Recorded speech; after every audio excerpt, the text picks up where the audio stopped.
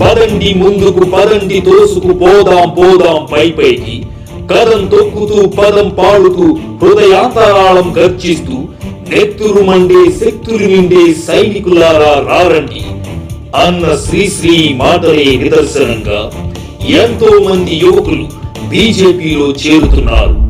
ఎంతో మందిని ప్రభావితం చేసి చేర్పిస్తున్నారు.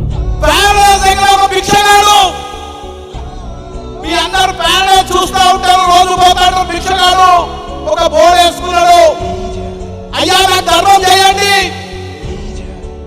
మీరు ధర్మం చేయకపోతే నేను కాంగ్రెస్ పార్టీ ఓటేస్తా, కాంగ్రెస్ పార్టీ గెలిస్తే మీరు అంత పిచ్చగానైనా లైన్లో కూర్చుంటారు.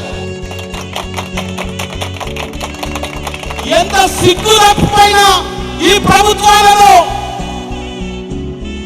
ఊరు ఊరు పండుగ గల్లీ గల్లీ వచ్చిన మనమందరం కూడా ఇదే రోజు నుంచి ఈ షామీర్పేట్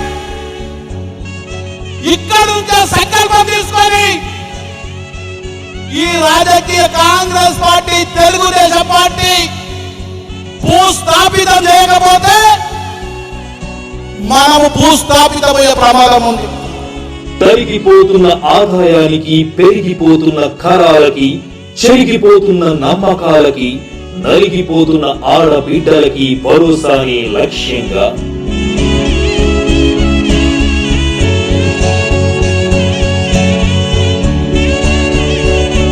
ముస్లిం సోదరుల మనోధైర్యంతో, క్రిస్టియన్ సోదరుల మనోకాంక్షతో ముందుకెళ్తున్న శ్రీ కొంపల్లి మోహన్ రెడ్డి ఆశయ సాధనకు సాక్షులుగా బీజేపీని గెలిపించి మన బాధ్యతను నెరవేర్చుకుందాం. తెలంగాణ కోసం బీజేపీని గెలిపిద్దాం. అభివృద్ధి కోసం కొంపల్లి మోహన్ రెడ్డిని గెలిపించుకుందాం. మోడీ గారి నాయకత్వంలో ఈ రోజు దేశం మొత్తం మీద ఒక వాతావరణం వచ్చింది. అటు పారిశ్రామికవేత్తల నుంచి ఇటు కార్మికులు, కర్షకులు, హరిజన గిరిజన సోదరులు, బడుగు బలహీన వర్గాలు కూడా ఈ దేశంలో మార్పు కావాలి,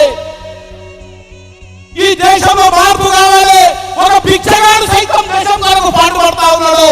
మనం ఇక్కడ కూర్చున్న వాళ్ళందరం ఈ దేశం మనదే, ఈ జాతి మనదే, ఈ పరంపర మనదే, ఈ ఊరు మనదే. దీని దోపిడీ దారులు అడ్డగా లేకుండా మనం ప్రయత్నం చేయవలసిన అవసరం ఉంది మిత్రులారా.